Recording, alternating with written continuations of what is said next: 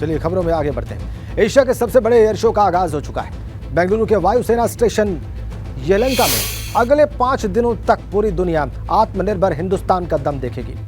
प्रधानमंत्री नरेंद्र मोदी ने आज एरो इंडिया 2023 के 14वें संस्करण का उद्घाटन किया और इस दौरान आसमान में वायुवीरों का शौर्य प्रदर्शन दिखाई दिया।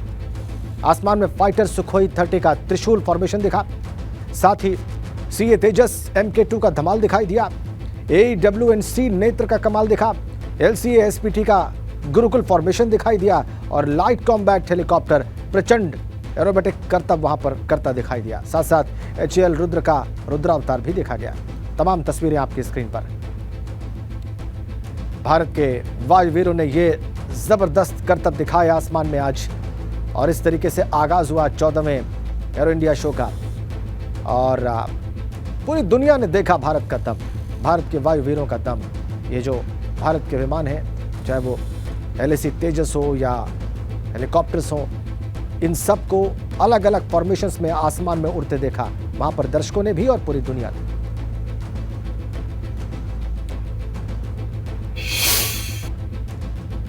इधर जम्मू कश्मीर के गुलमर्ग में उत्तराखंड के खिलाड़ियों ने अपना जलवा दिखाया है। गुलमर्ग में आयोजित राष्ट्रीय स्तर की खेलो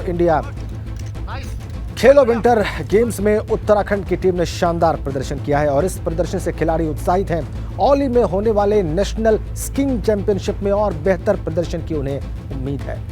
12 फरवरी को उत्तराखंड की टीम ने 4 स्वर्ण पदक सहित कुल 11 पदक अपने खाते में डाले हैं और एक बार फिर से उत्तराखंड के मयंक डिमरी ने 2 गोल्ड मेडल्स जीते।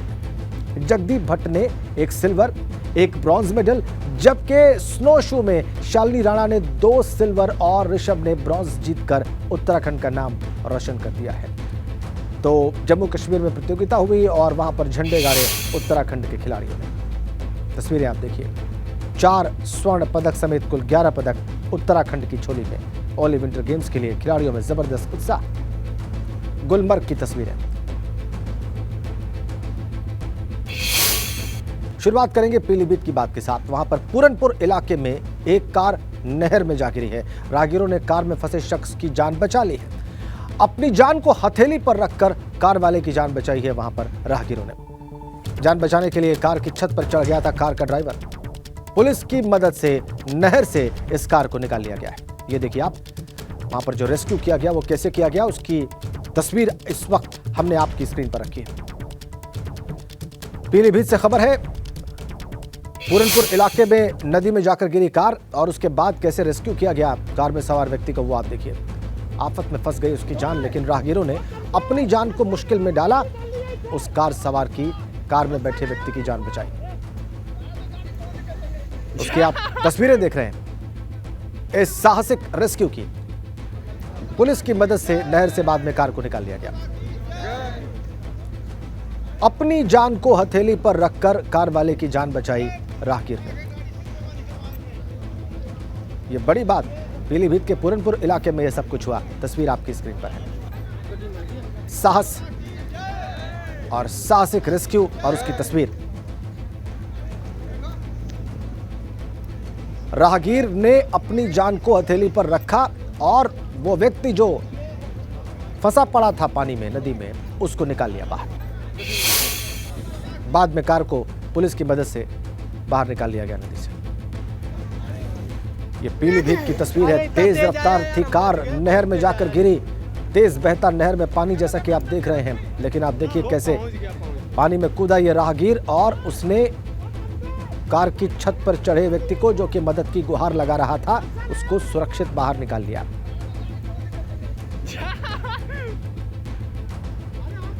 तो ये एक्सक्लूसिव तस्वीर इस वक्त पीलीभीत के इस साहसिक रेस्क्यू की आपकी स्क्रीन पर है।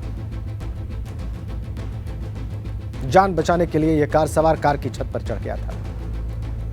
आगे बढ़ते हैं। आमतौर पर आपने फिल्मों में कार को घसीटते हुए ले जाते के लिए एक्सीडेंट बहुत सारे देखे होंगे, लेकिन आज हम आपको तस्वीर दिखाने जा रहे हैं और ये कोई फिल्म नहीं है, बल्कि मेरठ में एक कैंटर चालक की करतूत का वीडियो है।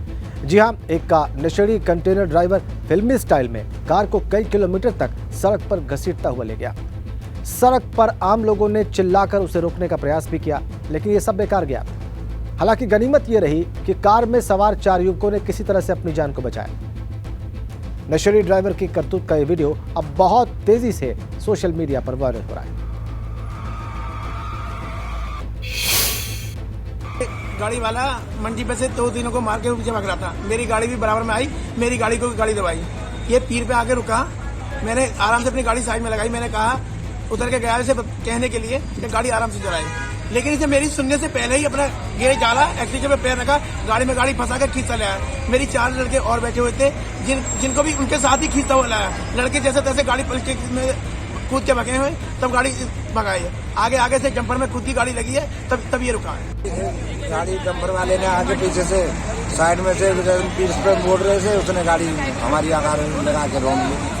आके मुश्किल से सर बचे। कहाँ का मामला है? ये पीर ठानी पीर। कितनी दूर खींची गाड़ी? गाड़ी खींची करीबन 1.5-2 किलोमीटर पड़ रहा होगा। 3 किलोमीटर।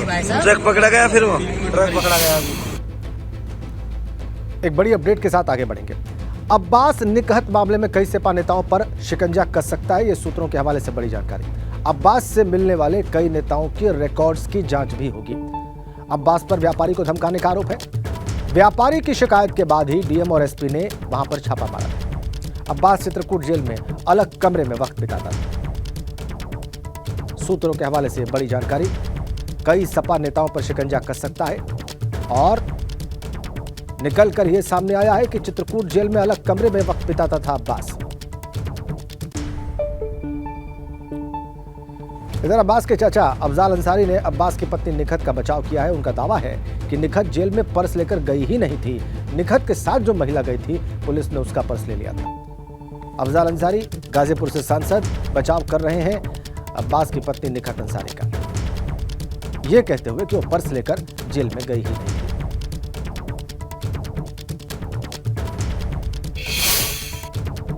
डिजिटल डायरी में क्या था ना था, डायरी उनकी है, रजिस्टर उनका है, जेल उनका है, परिसर उनका है। वो मिलने गई है, ये सत्य है। अब कोई महिला है, अगर उसके हाथ में कंगन है, उसके गले में सिकड़ी है, उसके कान में बाली है, आभूषण भी मिला है।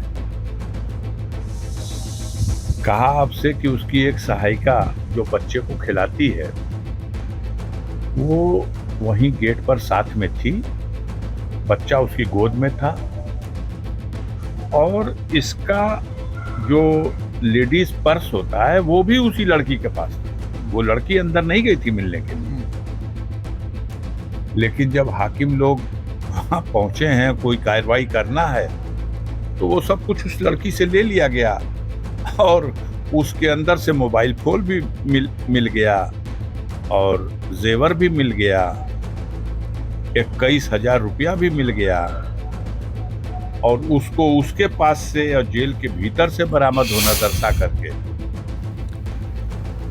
इधर दिल्ली के रामलीला मैदान में जमीयत उलेमा हिंद के अधिवेशन में मंच पर बवाल हो गया। मौलाना अरशद मदनी ने मोहन भागवत की आलोचना करते हुए कहा कि अल्लाह और ओम एक हैं और इस पर जैन गुरु लोकेश मुनि ने आपत्ति जाहिर की। इसके बाद जैन और कई दूसरे धर्म गुरुओं ने उस मंच को छोड़ दिया। कल ये सब कुछ हुआ दिल्ली में।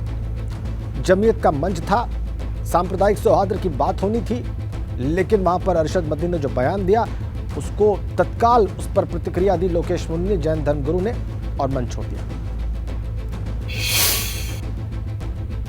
और ओम और अल्लाह पर अरशद मदनी के बयान का संतों ने विरोध किया है। संत मदनी से माफी की मांग कर रहे हैं। अरशद मदनी जो कहे हैं कि सबसे प्रथम इस्लाम आया है, आए इस्लाम की शब्दों को जो उच्चारण कर रहे हैं एकदम झूठा है। इस्लाम आज से 14 वर्ष पहले हुआ आया है। इसके पहले इस्लाम का कोई नाम निशान नहीं था।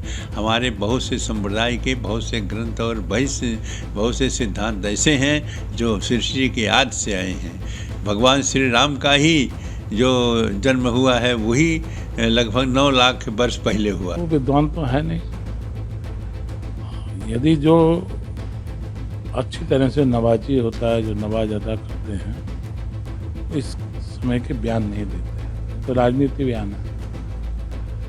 उन्हें इबादत से मतलब है या उन्हें राजनीति से मतलब है। इबादत एक अलग शब्द है, उपासना अलग शब्द है। उपासना कोई राजनीति या इबादत कोई राजनीति वो नहीं है। तो ये जो बयान है इसका हम घोर निंदा करते हैं और उनको ये बचकाना हरकत है। उन्होंने ये जो बयान दिया, अगर इस्लाम शांति का प्रतीक होता, इस्लाम और ओम का एक अर्थ होता, तो क्या ओम के मानने वाले, सनातन के मानने वाले का सर कलम इस इस्लामिक कट्टरपंथियों के द्वारा क्यों होता?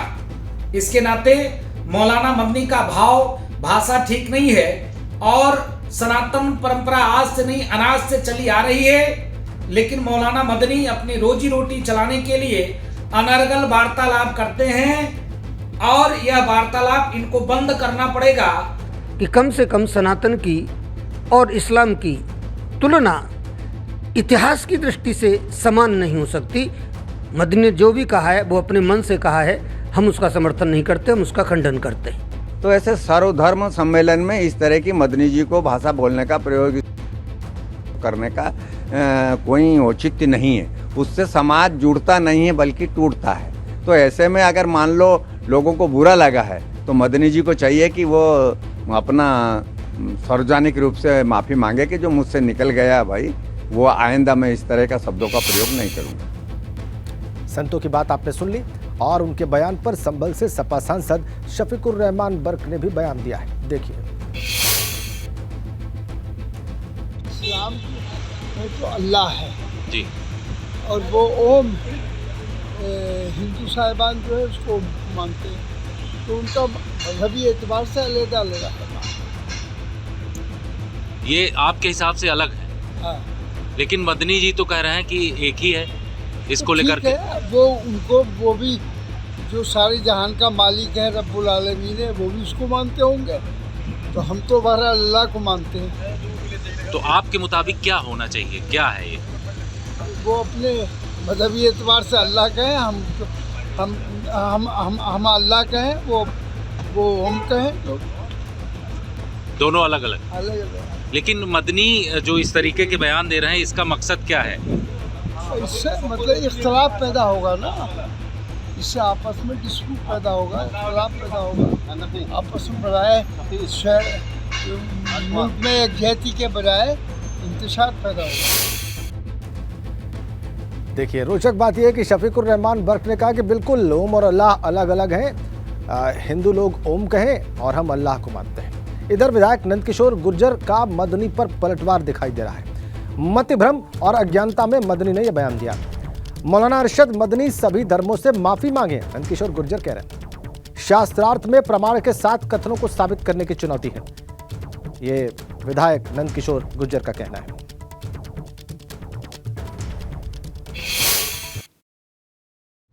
साहब के द्वारा जो कहा गया है उस संबंध में मेरे द्वारा एक पत्र लिखा गया है। कल भी मैंने समाचार चैनलों पर अपनी बात को कहा है और मुझे उम्मीद है कि वो मेरी बात को मानते हुए किसी अच्छे वातावरण में वहाँ मीडिया के लोग भी रहें और ये सामने बैठ करके, क्योंकि मैं भी इतिहास का स्टूडेंट रहा हूँ, प्रमाण के साथ मैं भी, वो भी अपने तथ्य ले आए। दुनिया मानती है और ये बात प्रमाणिक है कि इस्लाम लगभग 1400 साल पुराना है और सनातन धर्म, हिंदू धर्म करोड़ों साल पुराना है। उसी के सब जो निकल करके पंथ और मजहब बने हैं। और अखिल भारत हिंदू महासभा के राष्ट्रीय अध्यक्ष चक्रपाणी महाराज ने मौलाना अरशद मदनी के बयान पर पलटवार किया है। कहा है कि अगर मौलाना मदनी मनु जी को मानते हैं तो मनु तो सनातन धर्मी थे जिनको भगवान विष्णु ने मत्स्य रूप धारण करके बचाया था।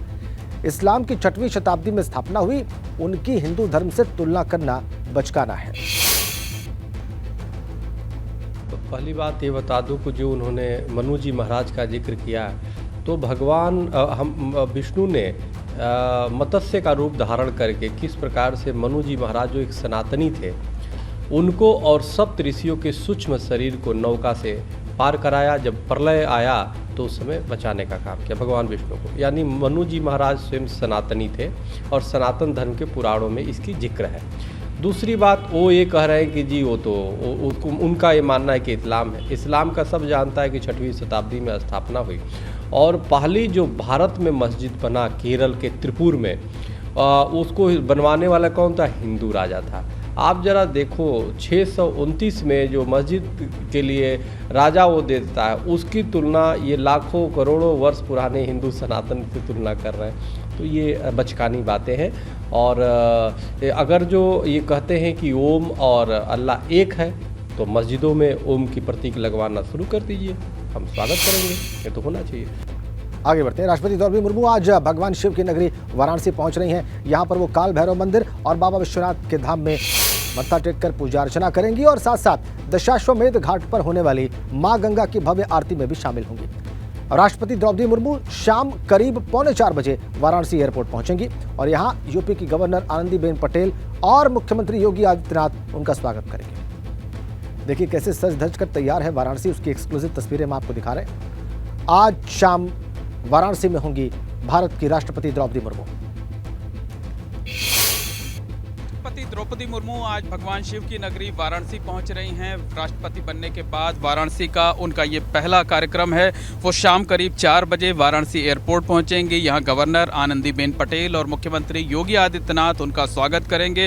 राष्ट्रपति उसके बाद कैंट इलाके में स्थित ताज होटल में पहुंचेंगी, वहां कुछ देर आराम करेंगी। उसके बाद वो बाबा काल भैरव के मंदिर पहुंचेंगी। वहां तकरीबन 20 मिनट तक रुकने का कार्यक्रम है। काल भैरव मंदिर में वो पूजा अर्चना करेंगे। और मान्यता ये है कि अगर वाराणसी आपको आना है, किसी दूसरे मंदिर में जाना है, घाट पर जाना है, तो बाबा काल भैरव के दर्शन करना ज़रूरी होता है, उनकी आज्ञा लेना ज़रूरी होता है। और बाबा काल भैरव को काशी का कोतवाल कहा जाता है। उसके बाद वो काशी विश्वनाथ मंदिर पहुंचेंगी, वहां पर पूजा अर्चना करेंगी। जो विश्वनाथ कॉरिडोर बना हुआ है उसका भी निरीक्षण करेंगी राष्ट्रपति द्रौपदी मुर्मू। उसके बाद दशाश्वमेध घाट पहुंचेंगी। दशाश्वमेध घाट पर रोज़ाना शाम को जो भव्य आरती होती है, उस आरती में राष्ट्रपति शामिल होंगी। गंगा सेवा निधि की तरफ से ये आरती की जाती है। और देख सकते हैं आपकी इस वक्त जो घाट है, दशाश्वमेध घाट है, वहाँ पर आरती की खास तैयारियां की जा रही हैं। राष्ट्रपति समेत जो दूसरे खास मेहमान हैं उनके लिए इस तरीके के सोफे लगाए गए हैं, रेड कारपेट बिछाया गया है ताकि जब मेहमान आएँ तो उनको काशी की जो मेजबानी है उसका एहसास हो सके। यहाँ पर सुरक्षा के बेहद कड़े इंतजाम किए गए हैं। जो दशाश्वमेध घाट का आधा हिस्सा है वो पूरा सुबह से ही रिजर्व कर दिया गया है और इस एरिया में किसी को भी आने की इजाज़त नहीं दी जा रही है। तो बड़ी संख्या में पुलिस और पीएसी के साथ साथ पैरामिलिट्री फोर्स की तैनाती की गई है। और जो बाकी आधा हिस्सा है दशाश्वमेध घाट का, वहाँ आप देख सकते हैं कि जो देश के कोने कोने से आने वाले श्रद्धालु हैं वो पूजा अर्चना कर रहे हैं, गंगा में आस्था की डुबकी लगा रहे हैं। तो साफ तौर पर कहा जा सकता है कि द्रौपदी मुर्मू के राष्ट्रपति बनने के बाद उनका जो वाराणसी का पहला दौरा है उसके लिए काशी पूरी तरह से तैयार है। राष्ट्रपति द्रौपदी मुर्मू का खास अंदाज में स्वागत और अभिनंदन किए जाने की तैयारी है। जो काशी की आध्यात्मिक परंपरा है उससे राष्ट्रपति द्रौपदी मुर्मू को परिचित कराया जाएगा, रूबरू कराया जाएगा। तो काशी के लोग भी राष्ट्रपति द्रौपदी मुर्मू के दौरे से खासे जो है उत्साहित हैं और उनका खास अंदाज में स्वागत अभिनंदन करने के लिए तैयार हैं। कैमरामैन अनुराग द्विवेदी के साथ मोहम्मद मोइन, एबीपी गंगा, वाराणसी।